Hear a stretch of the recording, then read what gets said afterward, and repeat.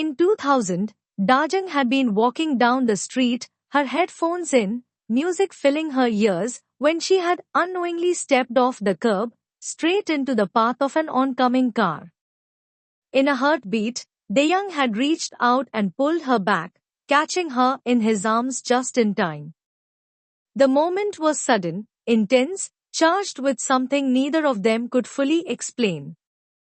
That brief contact lingered between them, leaving an imprint they wouldn't forget. As Dayang would later reflect in his narration, all men have their first love. At a time when I didn't even understand what love meant, I had feelings I couldn't make sense of, and I acted in ways I didn't yet understand. Later on, they had both been surprised to discover they were in the same class at school. Dajang had transferred in partway through the year, instantly capturing the attention of many boys, drawn in by her beauty. Whenever she made the school announcements from the media room, a crowd would gather outside just to catch a glimpse of her. Yet, it was Dayang she always waved to, even though all he could do in response was blush, his face burning with quiet embarrassment. Then, on a rainy afternoon, Dayang had witnessed a group of boys surrounding Dajang, all vying to share their umbrellas with her. Summoning his courage, he had called out to her. To his relief and disbelief, she had come over. They had walked side by side, huddled together under his school jacket, their shoulders brushing in the soft, steady rain. Back in the present, Dajang stumbles upon an old photo of Dayang and suddenly feels a sharp, inexplicable suspicion rising inside her. Something about this Wuyang kid doesn't add up. Driven by instinct, she storms over to Dukjan's house and confronts Dayang with fiery eyes and trembling frustration. You're Hong Dayang. Hong Dayang's son, aren't you? Dukjan and Dayang stick to their story. Wuyang is Dukjan's son, and his mother just happens to resemble Dayang. It's a flimsy excuse, but it's all they've got. Dajang, still suspicious, calls Dayang directly. He quickly ducks outside to take the call, nervous and scrambling for composure. Over the phone, Dajang asks point blank if he's really Dukjan's son. Dayang sticks to the script, insisting that Wuyang's mother just looks like him. The moment the words leave his mouth, even he cringes at how weird it sounds. But strangely enough, hearing the same bizarre explanation from what she believes are two separate sources eventually sways Dajang. Reluctantly, she begins to believe Dayang is telling the truth and that he might actually be innocent. With the call over, Dayang heads off to school, determined. Starting today, he vows, I'm going to focus on becoming friends with the twins, Xia and Shivu. Outside the school, he spots Xia stepping out of a taxi with her friends. Immediately, irritation flares, her chronic lateness annoys him more than he expected. But when he walks into class and overhears her scolding her friends for taking money from their dads, pride begins to replace his frustration. That is, until she goes on to explain her method, pretending to have prophetic dreams and selling them to her father for cash. Dayang's jaw tightens, and he launches into a stern lecture, scolding the girls for conning their fathers and using the money to pay for taxis. He's halfway through his moral tirade when they finally manage to get a word in. Yoonjae explains patiently that her father is actually a taxi driver, and he's the one giving them rides to school. Dayang falters. Xia mutters something under her breath, barely hiding her annoyance. Dayang, still trying to parent without giving himself away, tells her to be more polite, warning that if she keeps talking like that, people won't like her. She glares at him and snaps, I can't stand you. Her friend Youngsun chimes in with a sigh, explaining that Xia just hates anyone who reminds her of her dad. Luckily, Yunjai takes a liking to the new guy and steps in to defend him to Xia, pointing out that he was right. She does take her taxi driving dad for granted. Yangsen and Bobe nod in agreement. They all decide to try and be more appreciative in the future, much to Xia's visible annoyance. After school, Deyang and Xia are assigned to clean the classroom. As they finish up, it starts to rain. Xia lets out a sigh, realizing she didn't bring an umbrella. Without a word, Deyang bowls out of the building and runs to a nearby shop to buy 2 umbrellas. When he returns, he spots Xia just as she's stepping outside. Without hesitation, he lifts one umbrella over her head, shielding her from the downpour while letting himself get soaked. Xia tries to refuse, insisting she's fine, but Deyang hisses at her like a total dad, firm, exasperated, and impossible to argue with, until she gives in and takes it. Next, Deyang makes his way to Shivu's classroom. Quietly, he places the second umbrella on his son's desk and slips back out. As he walks away, he can't help but grin to himself, proud of his small but meaningful gesture. "I'm the best dad ever," he thinks. But then he glances around and sees all the other fathers waiting in their cars to pick up their kids. The grin fades, and a wave of inadequacy hits him again. He can't shake the feeling that he's falling short, no matter how hard he tries. It's still raining when Dajang's friend, Eirin, exits a coffee shop, phone pressed to her ear as she chats with a client. Out of nowhere, Deyang ducks under her umbrella, startling her. With a sheepish grin, he asks if she can walk him to the bus stop. She agrees without hesitation, and as they start walking, a memory surfaces. He recalls another time, years ago, when he'd approached her the same way, hoping to share her umbrella. That time, she'd screamed and shoved him away. He runs off to catch his bus, tossing Eirin a jaunty, "Let's see it together sometime," over his shoulder.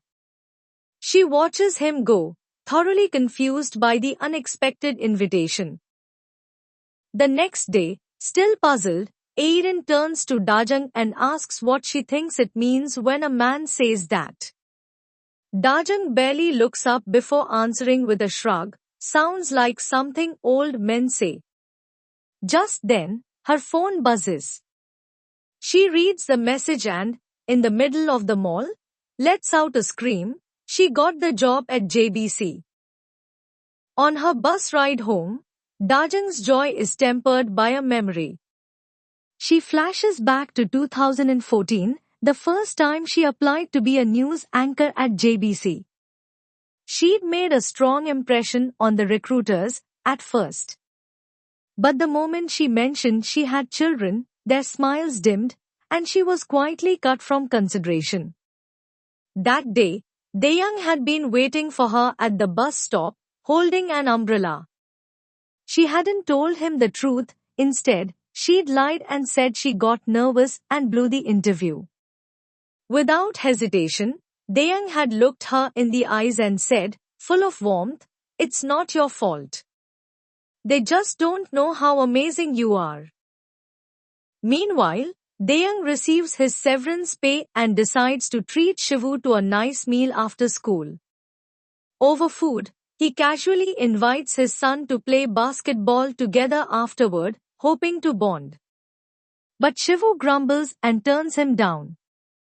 Concerned, Deyang asks why he seems to lack confidence, searching for a way to reach him.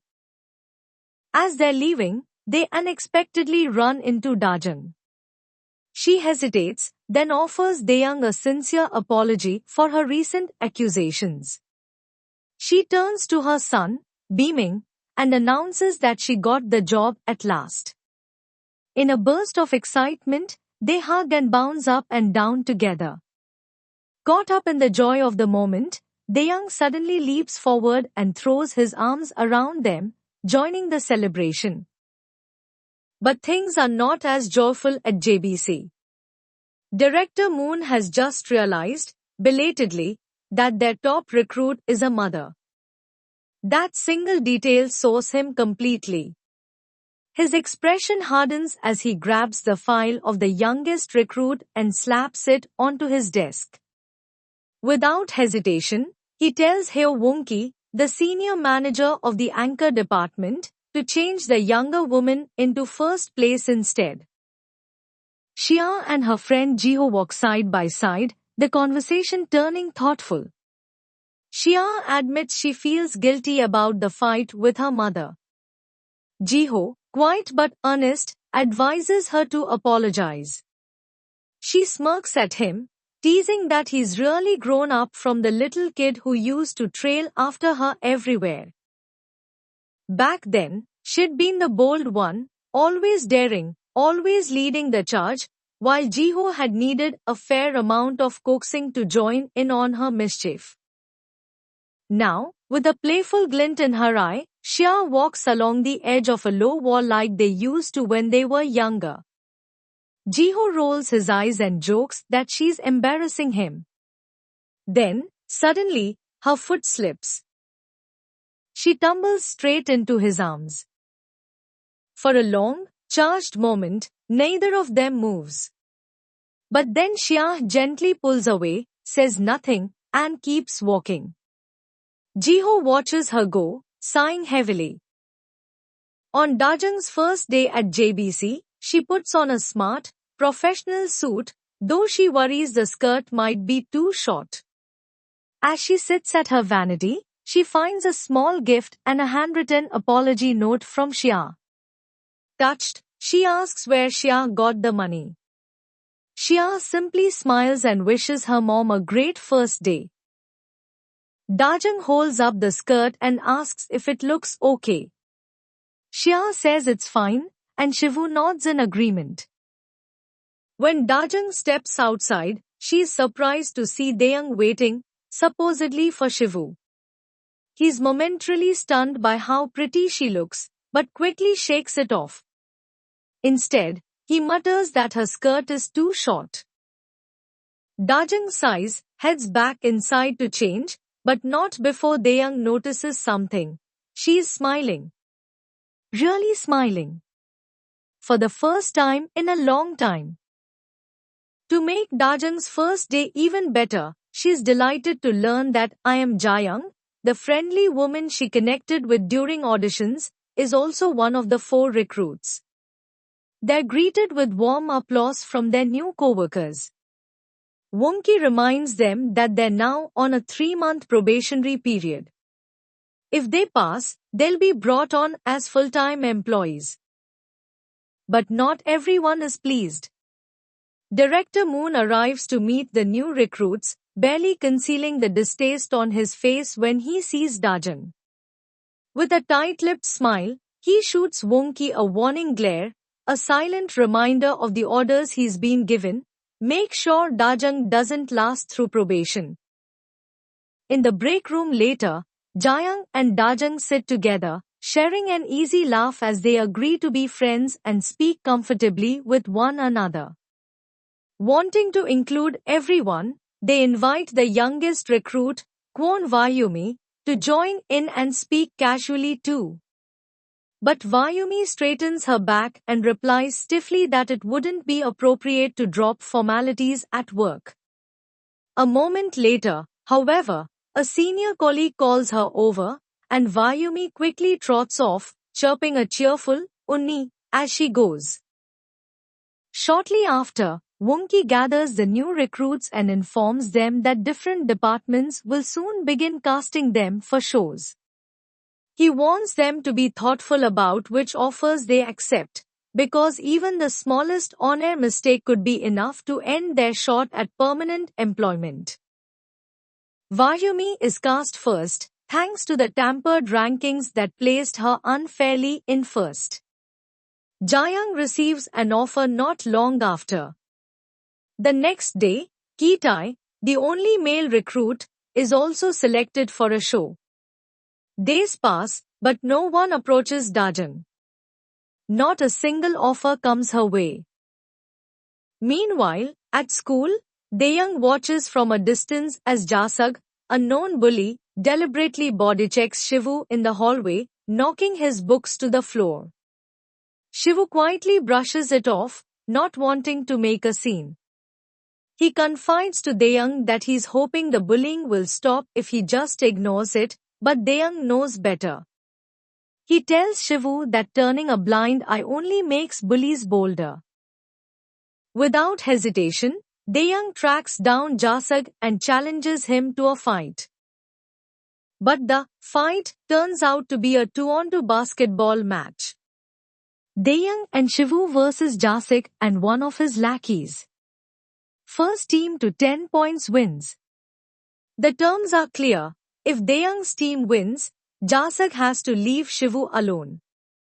If Jasag wins, he gets to punch Dayang 10 times. Confident in their skills as school basketball players, Jasag and his teammate dominate the start of the game, racking up 4 points quickly. But then Dayang kicks into gear, demonstrating skills honed years ago. He drives to the basket and sinks it effortlessly, 4-2. He follows it up with another shot, 4-4. The crowd begins to stir, excitement growing. Even Shia is there now, watching from the sidelines, cheering with the others. Dayang dribbles around Jasag with flair, then passes the ball behind his back to Shivu. Shivu catches it cleanly and makes the shot. The next point is all Dayang, smooth and sharp. Then, for the final play, he passes the ball to Shivu once more, this time for the game-winning basket. As their classmates gather around Shivu to celebrate, Dayang watches with glowing pride. That's my son, he thinks, smiling. He stops Jasag as he tries to slink away, looking defeated. Dayang locks eyes with him and says calmly, "You don't have to be embarrassed about losing. But you should be embarrassed that you contradicted yourself as a man." Afterward, Shivu admits he thought Dayang was going to fight Jasag with his fists. Dayang shakes his head and tells him gently that violence isn't the answer to everything. He adds that Shivu should really be playing basketball. He's clearly got talent, but Shivu just shrugs and downplays his ability again. Just then, Jasag's lackey struts over with a sneer and taunts Shivu, saying he must have learned to play from his loser of a dad, a failed basketball player. Without hesitation, Dayang kicks him sharply in the shin. Shivu raises an eyebrow. "I thought you said violence isn't the answer." Later, Dayang invites Shivu over to Dukjan's place to watch the baseball game on TV. And wouldn't you know it, the Wolves' star pitcher is none other than Ye Ji-hoon, the cheater who got slapped at the bar. Back at JBC, the reporter who was supposed to interview Ji-hoon after the game cancels last minute. Woonki scrambles and calls director Moon, who barks at him to find someone, anyone, to fill in. The problem? It's late. Nearly everyone's gone home. The only person left in the building is Dajang. Woonki isn't thrilled about giving her an on-camera opportunity, but with no other option, and desperate to protect himself, he sends her to the stadium. When she arrives, she's handed the game stats and told to write her own script on the spot. Meanwhile, back at Dukjan's, the game's in full swing. In a moment of absent-mindedness, Dukjan pours Dayang a beer, and Dayang takes a sip without thinking. Shivu shoots him a look, clearly unimpressed. Caught, Dayang stammers, trying to explain that it's not what it looks like, but Shivu clearly doesn't buy it. At the stadium, while waiting for the interview to begin, Ji-hoon notices a few of his teammates filling a bucket with water. He immediately senses trouble and tries to wave them off. But they ignore him, grinning as they sneak closer. Just as Dajang begins speaking, the bucket-wielding teammate stumbles, and the entire contents of the bucket land squarely on Dajang, drenching her on live television. There's a stunned moment of silence. Then Dajang laughs it off. She smiles at the camera and says, "It's a hot day, getting splashed was actually refreshing." Without missing a beat, she smoothly segues into her prepared questions and conducts the interview with total poise. Even Jihoon looks impressed. Back at the office, Woongi watches the feed in disbelief. He looks almost proud, though he still insists it was his decision that saved the segment.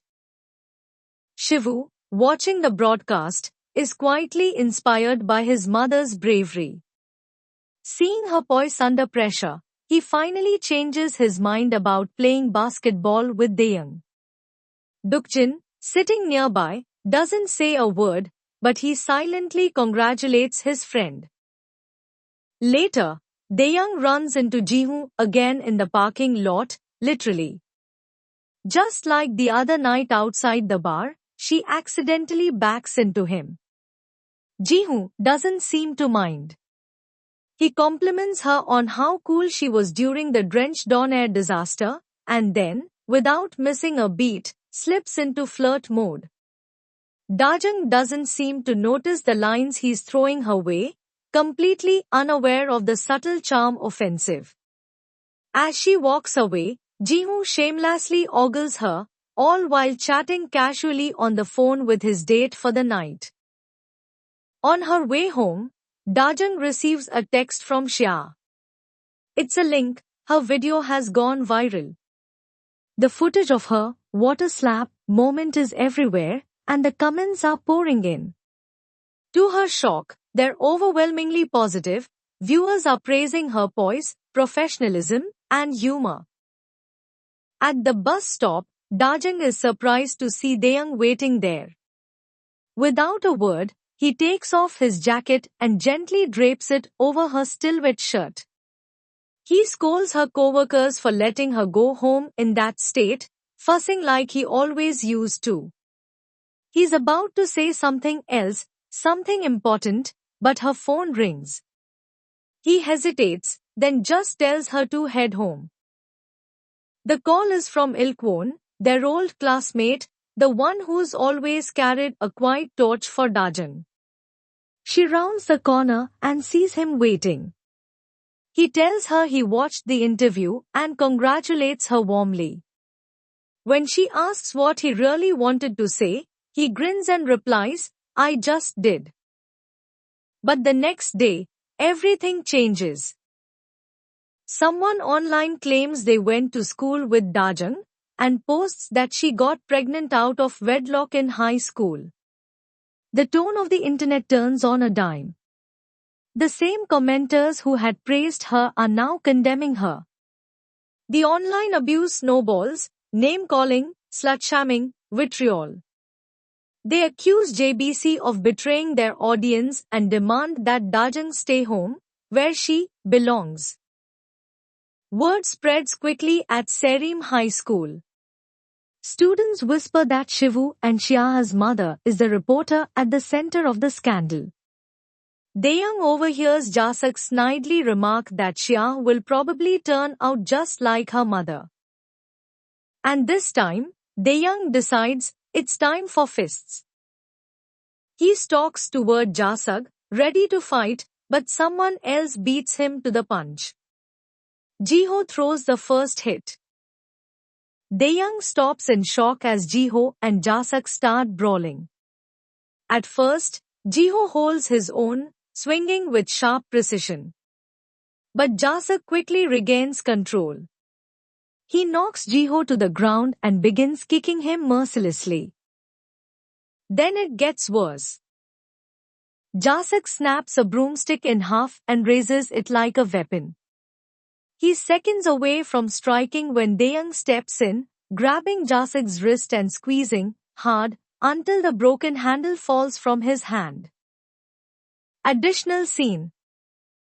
A few years after the twins were born, Dajang is at work, manning the phones at her customer service job. During a brief lull, she quickly dials Dayang. He answers groggily, and she reminds him to wake up and take the kids to kindergarten. That day, Dayang dresses them for their school play, the tortoise and the hale, with careful attention, even painting on little bunny whiskers. When he picks them up afterward, the twins are beaming, smiles stretching ear to ear, and both of them now have goatees drawn on their cheeks in thick, unmistakable strokes of permanent marker. It's raining.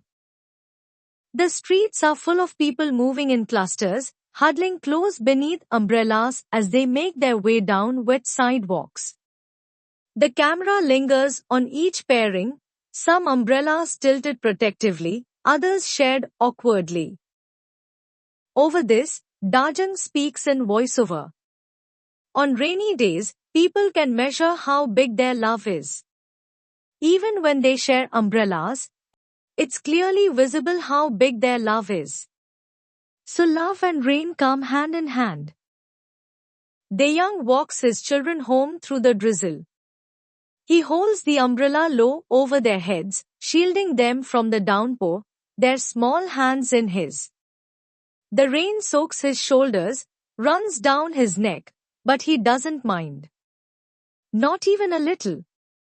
Keeping them dry is all that matters.